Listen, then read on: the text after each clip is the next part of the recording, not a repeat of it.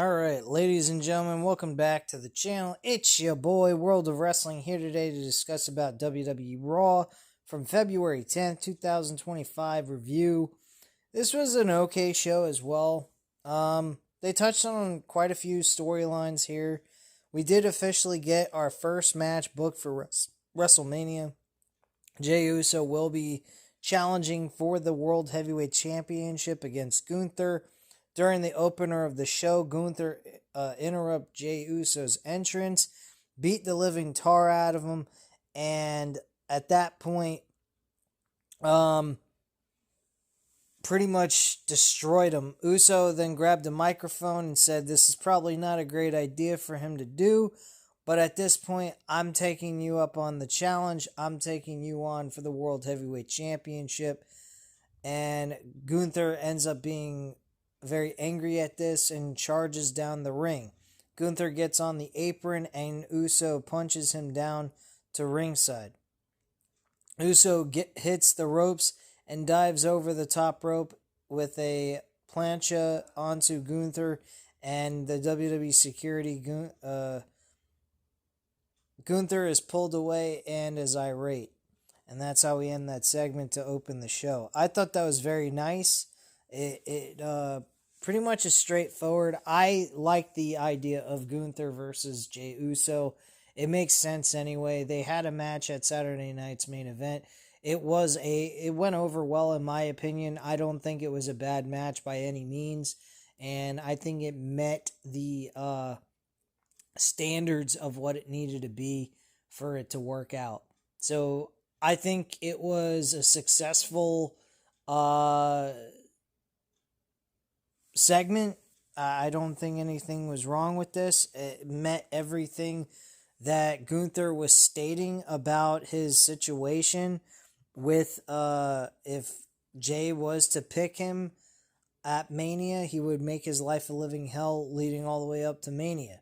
Now, granted, he kind of did that a little too early, giving him a reason to want to do this, because at this point, his attitude was, all right, if this guy wants to kick my ass, I might as well just take him up on a match and try to beat him and prove him wrong. And that's pretty much what I got from that segment. We get a replay of last week on Raw. Liv Morgan attacked Io Sky backstage ahead of their Elimination Chamber qualifying match. The Women's World Champion Rhea Ripley ran over to make the save, but she was blindsided by Raquel Rodriguez. Later in the night, Ripley ends up getting Io Sky disqualified during the match, so that didn't go over very well for Io Sky. Later in the show, though, we find out that Io Sky will be challenging for the World Heavyweight Championship from the women's side of things. The Raw after the Elimination Chamber, so that's what's going on there. I particularly don't care for this. I think that Io Sky belongs in Mania for the Women's World Championship. She's really the best fit in my opinion, but that's just me. Next we had Liv Morgan, Alexa Bliss, and WWE Women's Tag Team Champion Bianca Belair confirmed for the Elimination Chamber. Kathy Kelly's backstage with Women's World Champion Rhea Ripley. Kelly asks how Ripley is navigating everything. Ripley says if Liv Morgan wins at the Elimination Chamber, she'll deal with her at Mania. As for the top girl, Charlotte Flair, she is wasting everyone's time. Io Sky and Dakota Kai walk up to Ripley. Sky says Ripley cost her WrestleMania, and she's coming for her. Ripley says she is looking forward to it.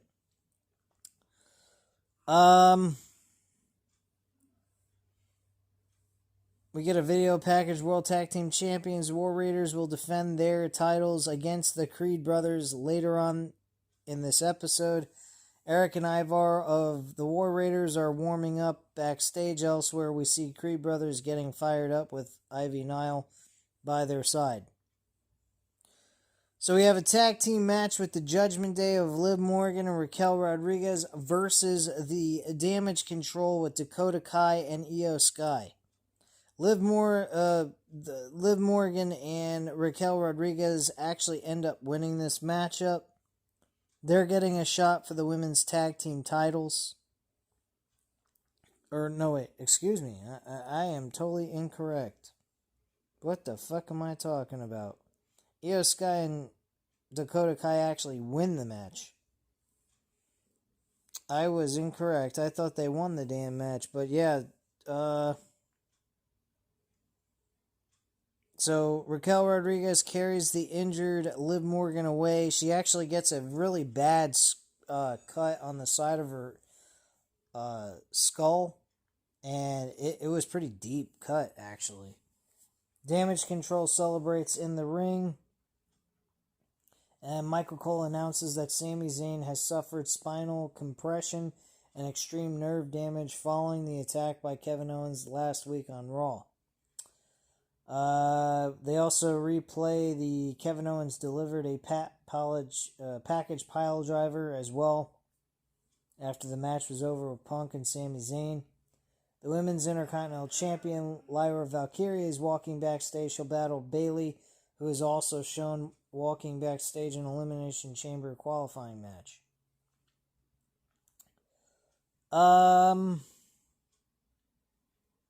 Roxanne Perez was actually in the NXT in the crowd for Raw. Because of her performance at the Royal Rumble was good.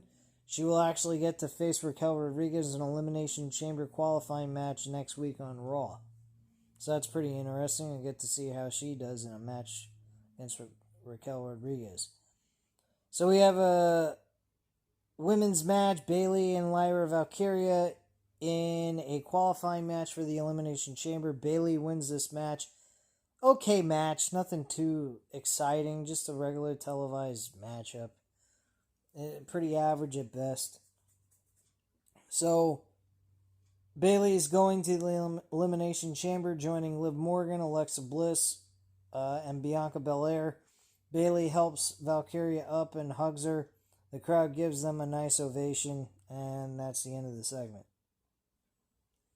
We get a video package of Penta shouts Cero Miedo, or Miedo. That means no fear of any challenge or cowards.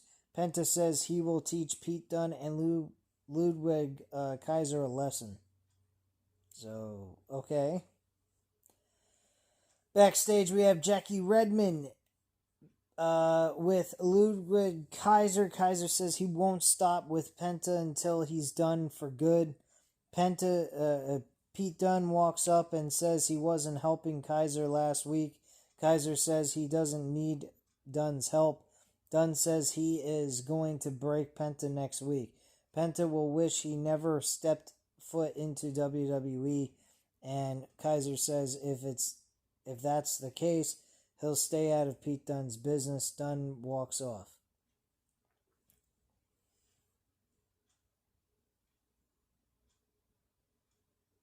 So, backstage, from that point, we have Lyra Valkyria talking with Alpha Academy backstage. Ivy Nile and the Creed brothers walk up. Nile mocks Valkyria for losing tonight as the new Women's Intercontinental Champion. Valkyria warns Nile to stay away from her.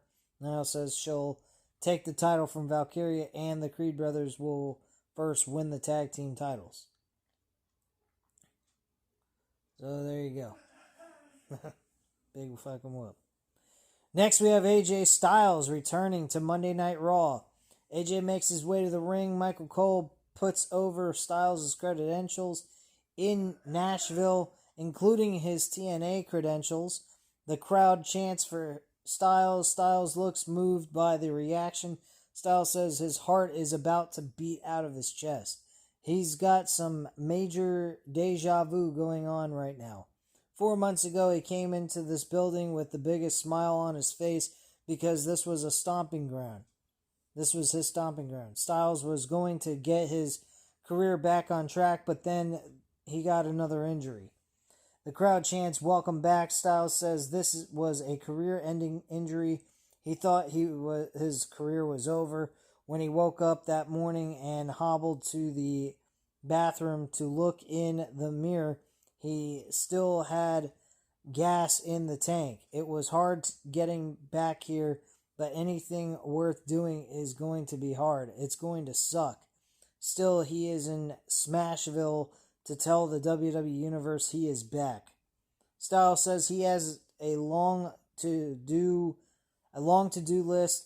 First, he wants to remind the locker room that he is still the phenomenal AJ Styles. By the way, AJ Styles'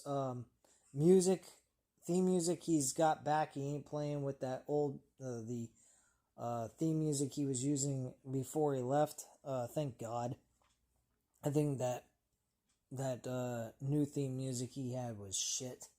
So thankfully they got him back with the old theme music he had when he first started with WWE. And yeah. Anyway. So Dominic Mysterio walks out to the stage with Carlito. The crowd loudly boos Mysterio. Mysterio tries to speak, but the crowd boos him down. Carlito shouts to the crowd in Spanish. Mysterio says it's been a while since Styles has been on Raw and things have changed a little. An AJ Styles chant fires up. The one thing that will always stay the same is that the Judgment Day runs Raw. The crowd chants, "Dom, you suck." And Styles tells the crowd to save their breath. Styles knows who they are and has the battle scars to prove it. Mysterio is right. Things have changed. Damian Priest isn't here anymore. They're also down Rhea Ripley. And Styles says that Mysterio isn't what he expected. All he sees is a guy in purple skinny jeans, referring to Carlito, and Dominic Mysterio, who no one likes. Styles is inspired by Mysterio's work ethic. Mysterio is here every night working, but he will always be Mysterio's punk ass kid. And that didn't really intrigue Dominic Mysterio all that much, so Mysterio goes to hit him, but Styles blocks it, and Styles hits Carlito with a Pele kick. Mysterio takes Styles down and puts him against the ropes. Mysterio goes for a 619, but Styles pops up and scares him off. Carlito attacks Styles, but Styles knocks him back, and Styles takes Carlito down with a phenomenal forearm. Styles stands tall in the middle of the ring at the end of the segment. So they replay what happened earlier during the night. Jey Uso being attacked by Gunther, and then also issuing the challenge for the World Heavyweight title for WrestleMania 41. Backstage, or in the crowd actually, Jackie Redmond is standing in the crowd. She is joined by Seth Rollins. She says the men's Elimination Chamber match is certainly stacked with John Cena, CM Punk, and Drew McIntyre later. What the hell? Later tonight, we'll find out if Mysterio or Logan Paul will be in the match next week. Rollins will have a chance at the Elimination Chamber when he takes on Finn Balor. Rollins says he feels great because he's in Nashville for Monday Night Rollins. His path to WrestleMania is getting clearer. Jey Uso will be taking on Gunther for the World Heavyweight Championship. That means all eyes are on Cody Rhodes and the undisputed WWE Championship. All eyes on the Elimination Chamber and who will win. Rollins is going to win that match. I find it very interesting that, it is plausible for Seth Rollins to face Cody Rhodes for the championship, since they have a history of of matches with each other. So that could possibly work out in their favor. I mean, that would make sense if they wanted to book that match, but I don't think that's going to happen. So Finn Balor walks up to them. Balor says all eyes on Rollins, but all people see is his downfall. Everyone sees the cracks. They saw Rollins lose to CM Punk on Netflix. They saw Rollins lose his mind at the Royal Rumble. The only thing standing in Balor's way of the Elimination Chamber and the world title at Mania is a guy falling apart. Rollins asked Baylor if he really believes that. They go back a long way and have done this dance once or twice from Mania to SummerSlam and everywhere. Hold on. And everywhere in between. So basically, so every time they're in the ring, they put on a show. Rollins has news for Baylor. Rollins has unfinished business with CM Punk. Then he has some loose ends to tie with Cody Rhodes. The way Rollins sees it, it's Baylor standing in his way, and after next week, Baylor won't be standing at all. Baylor laughs at Rollins after the segment ends. I thought the segment was fairly good. I think the two men are going to put on a hell of a match, and I'm looking forward to these two really killing it on Monday Night Raw in the main event. Logan Paul and Rey Mysterio warming up in separate locations ahead of their Elimination Chamber match. AJ Styles is talking with Raw General Manager Adam Pearce. Pearce says next week Styles will face Dominic Mysterio. Styles is happy about that, and Styles turns and sees the WWE IC Champion Braun Breaker decked out in a cowboy hat, and Breaker coldly stares at Styles and says, "See you around," and Breaker walks off. These two, I think, really need to face each other at WrestleMania for the IC Championship.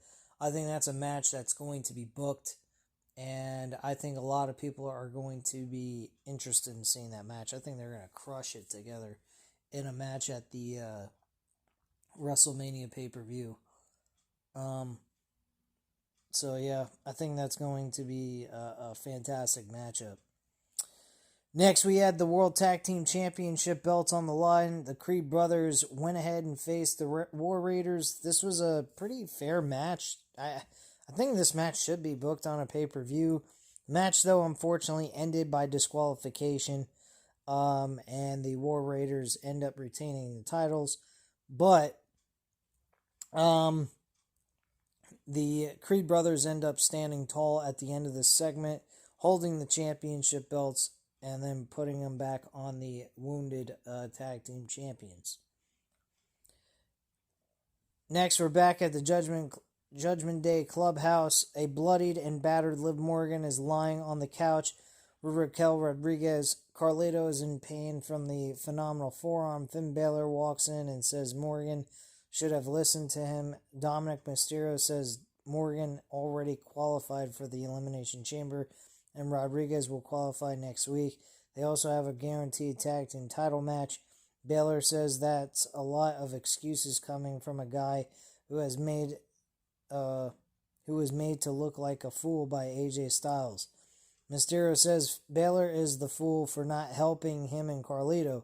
Balor says Mysterio needs to finish what he started with AJ Styles and will stay out of it. Mysterio says they've been short-handed since JD McDonough went down and should get a new member.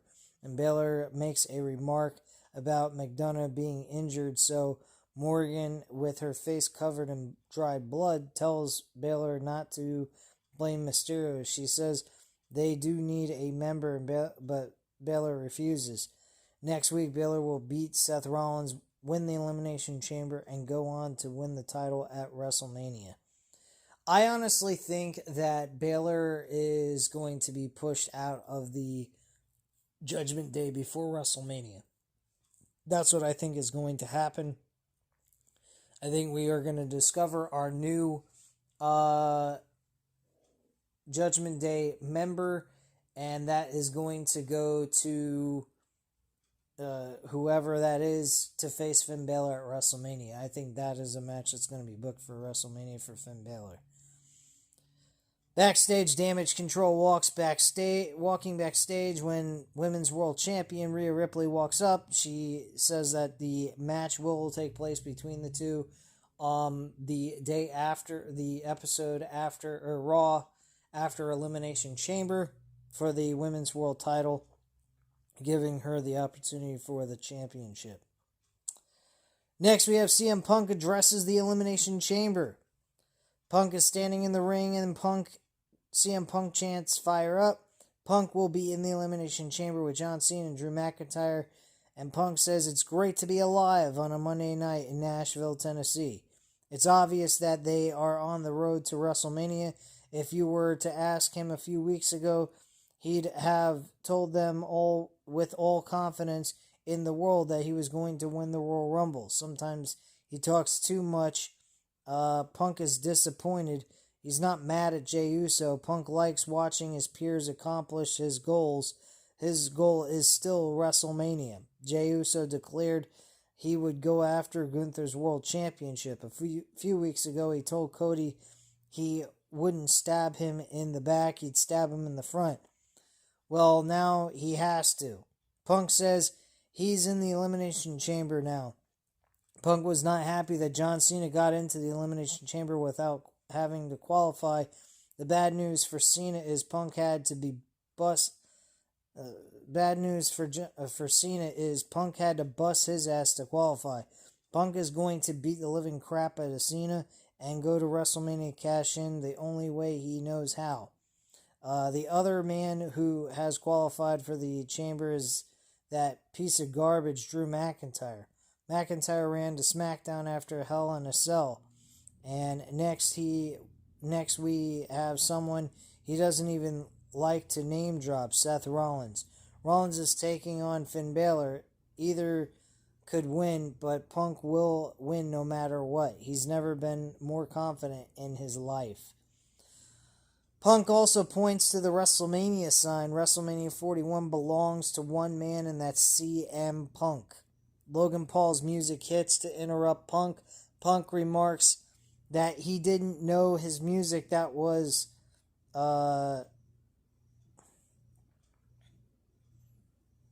Logan Paul. But Punk sits on the top turnbuckle and laughs. Paul says he sees why they call him a punk, although he can come up with a bunch of better names. Unfortunately, he can't say it on TV. What Paul cannot understand is the crowd booing him. They cheer Punk. Why? Punk talked trash about him, and Paul threw him over the top rope in the Royal Rumble the next night. That was the best 15 minutes of Punk's career. Paul had Punk's number at the Royal Rumble and will have it at the Elimination Chamber. Tonight, Rey Mysterio's turn for 15 minutes of fame. And Punk compares Paul's heat to Dominic Mysterio. Punk says he would have mentioned Paul in his promo, but forgot he was even in the match. If Punk is lucky enough to get by Rey Mysterio and the 619, he will put him to sleep in Toronto. Mysterio makes his entrance and embraces Punk in the aisleway. The main event would be coming up next. We have Logan Paul and Rey Mysterio. Good matchup here. This was an enjoyable match, but Logan Paul actually wins the match clean. Did not cheat. Did not do anything behind the back. This match was actually a lot better than their crown jewel match for the U.S. Championship. I was very surprised how clean this match was, and these two put on a good show. And Logan Paul walked away with the W with a punch to the skull and just got the win. And that was it. Plain and simple.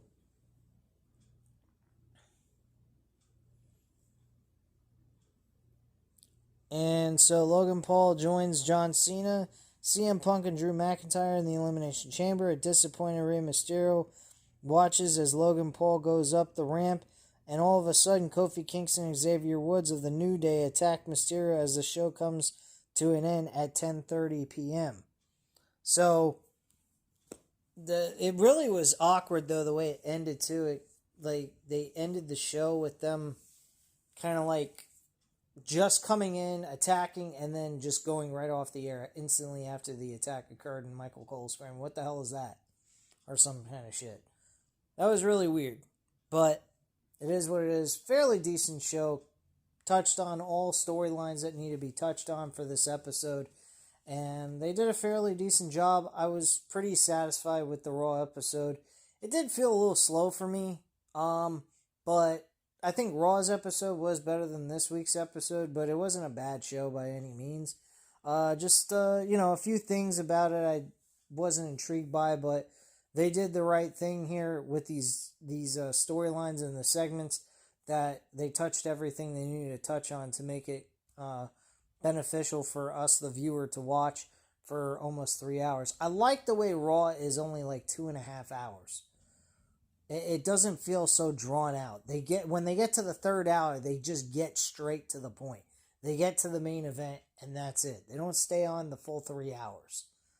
I think the 3 hours is just a way of giving them, in case they want to add to the third hour, they go about doing that, but majority of the time they just spend another 30 minutes in the third hour just doing what they want to do to close out the show and end the shit and be done with it. I think that's the right way to go. I believe I even mentioned that on leading up to the Netflix debut, that I hope that that's something they do and it's not a full 3 hour show. SmackDown is just dreadful to sit through for 3 hours. And I just think they can't be able to produce a good show for 3 hours. It's just too much content to have to push out and deliver for people to be excited about with the episode. So they're better off just doing 2 hours or 2.5 hours, because 3 hours, just way too much, in my personal opinion. But anyway, guys, that's all I have to say at this time. Thank you very much for watching. Hit the like button if you enjoyed the video. Hit the subscribe button if you're not already subscribed to the channel.